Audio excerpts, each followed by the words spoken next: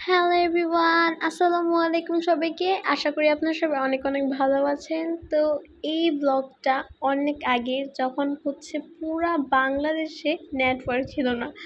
So তখন আমাদের বাসায় গ্যাসও শেষ হয়ে গিয়েছিল, তাই জন্য আম্মু মানে গ্যাস পুরাতে পারিনি, মানে কার্ড রিচার্জ করতে পারিনি। সো তারপর আমরা মাটি চুলায় রান্না করছিলাম।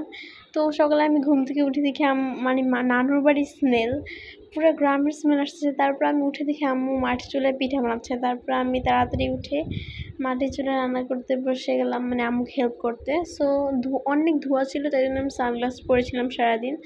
সো এখানে আমি আম্মুকে হেল্প করছিলাম। আম্মু এখানে ভাত রান্না করছিল।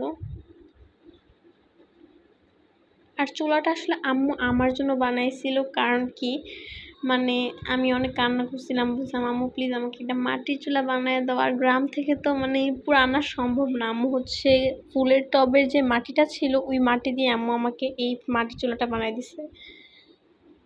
সো তারপর আম্মু বাজার থেকে মুরগি আনছে আর 2টা কাঁঠাল আব্বু দিছে।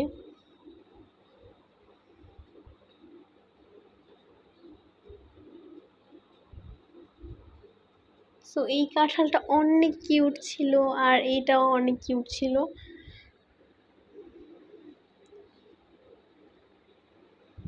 মানে পুরো একটা আমার হাতের সমান, হাতের চেয়ে একটু বড়।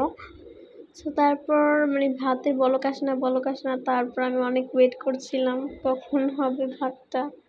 আর রান্না করতে অনেক মজা লাগতেছিল, কারণ কি বারান্দায় রান্না করছিলাম, আর বারবার মানে ছাই অনেকগুলো বারবার ভরে যাচ্ছিল, তাই জন্য আমি ওটাকে পরিষ্কার করতেছিলাম।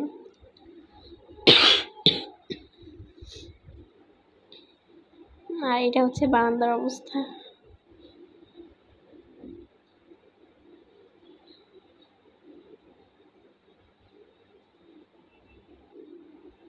আর ফাইনালি ভাত হয়ে গিয়েছে। তো এখন আমি এই মাছগুলোকে ভাজি করব, বিকজ আম্মু বাইরে গেছে একটু। আর অন্যান্য সময় আমি মাছ মানে ভাজি করতে ভয় পাইতাম, বাট এটাতে আমার রান্না করতে অনেক মজাই লাগছে। আর সাথে যদি থাকে এরকম ভিউ, তাহলে আর কি বা চাই। ভিউটা অনেক সুন্দর ছিল এবং রান্না করতে তো আরও মজা লাগছিল।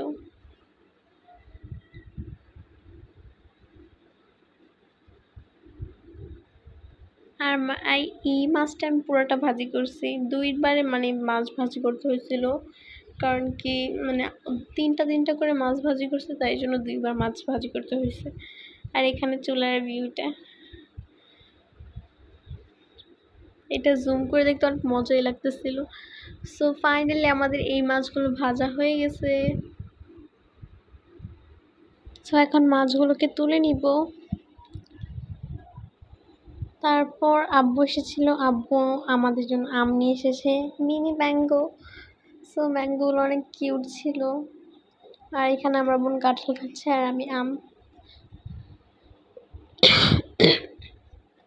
আর এখানে আমি আমের জুস বানানোর অনেক চেষ্টা করতেছি, বাট মানে জুসটা আরেকটু মানে এরকম করলে ভালো হতো। আর তোমরা আমার গলার আওয়াজ নিয়ে ভয় পেও না, কারণ কি আমার আসলে গলা অনেক ভেঙে গেছে, তাই জন্য এরকম ভয়েসটা আসতেছে। সো আম্মু মুরগি রান্না করার জন্য এই মশলাগুলো আনছিল। এটা কি? সো আজকের মতো এই ভিডিওটা এতটুকুই। আল্লাহ হাফেজ সবাইকে।